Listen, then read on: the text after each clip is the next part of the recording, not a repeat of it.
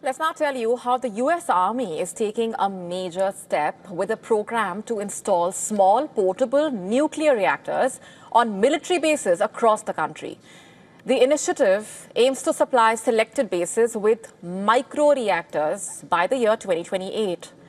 Each reactor will generate less than 20 megawatts of electricity, enough to power a small town, allowing bases to maintain operations even when the local power grids fail.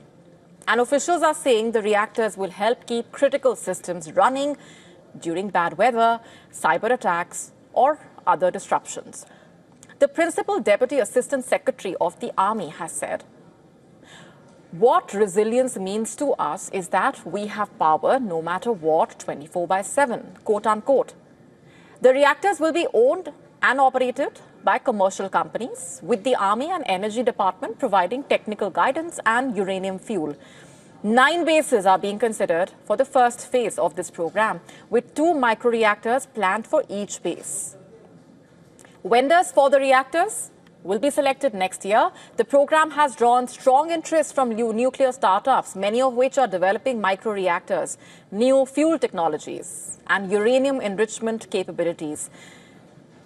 He builds on more than 6 years of work by the Army and the Defense Innovation Unit, a Pentagon office that partners with startups to bring new technology to military operations. Officials say microreactors could be particularly useful in remote locations or overseas deployments, where transporting conventional fuel and maintaining reliable power can be difficult. So now power reliability has become increasingly important, as bases in Texas and California have experienced outages due to snowstorms, and many installations rely on aging public utility grids or fossil fuel backups. Renewable sources like wind and solar are seen as intermittent solutions that cannot always meet the Army's needs.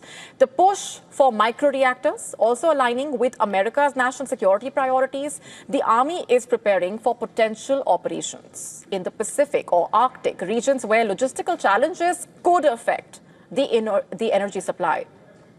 And US President Donald Trump signed an executive order earlier this year, remember, directing the federal government to deploy modern nuclear reactors for national security purposes, and requested that the Army start using reactors on bases by September 2028.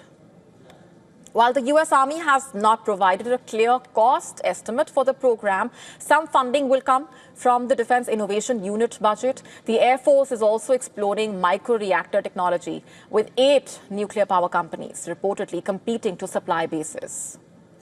The program represents a big step in modernizing the American Army's energy infrastructure to provide a more resilient and mobile power to critical military operations in the US and abroad.